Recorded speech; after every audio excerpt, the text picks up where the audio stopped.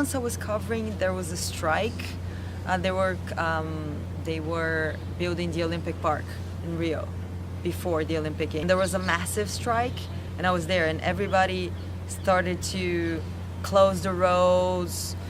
This was kind of a moment of tension, but I don't see that it's really tense. I don't think I have been through a really stressful situation apart from the current deadlines that we have, which are tense, but you get used to it.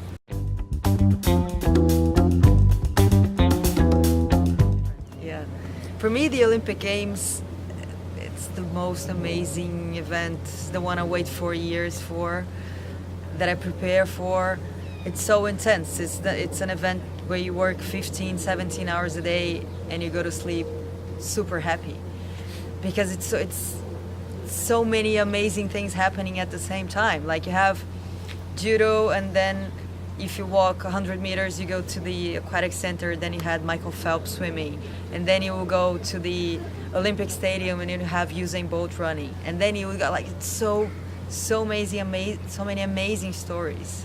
World Cup, it's a little smaller if you consider, like, compared to the Olympic Games, it's less intense because you have less games happening in different cities, so it's more spread out.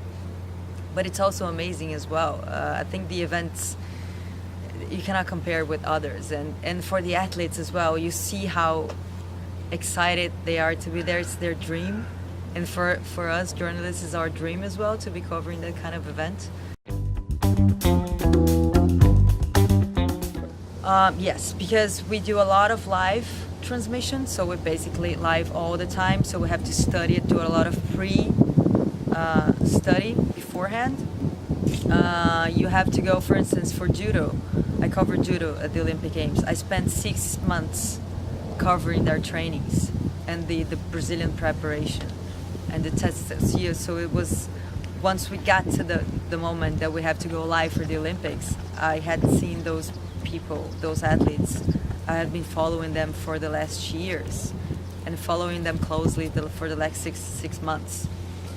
Because it's, when you get there, you have to know as much as you can about those athletes, and the World Cup the same. Like, you follow how the teams are selected, how they're preparing, if they're traveling to compete before, rankings, rivals, everything. It's a totally different preparation. Yeah.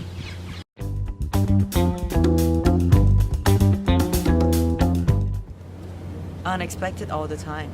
Yeah, sport is unexpected. For instance, covering the World Athletics here in London, everybody was expecting Usain Bolt to win gold in the 100 meter. It was certain. It was a fact. He was going to win. Yeah. But then he won bronze, and then you suddenly have to interview him. And so how do you change your line of questions after, like, going from a huge success to a huge disappointment?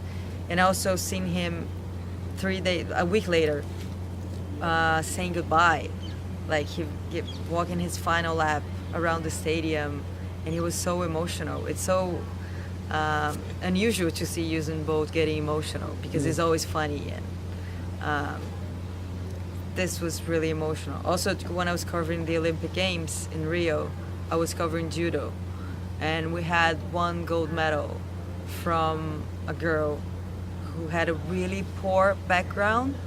She came from a favela that was 1 kilometer away from the Olympic Park, and she was kind of a rebel.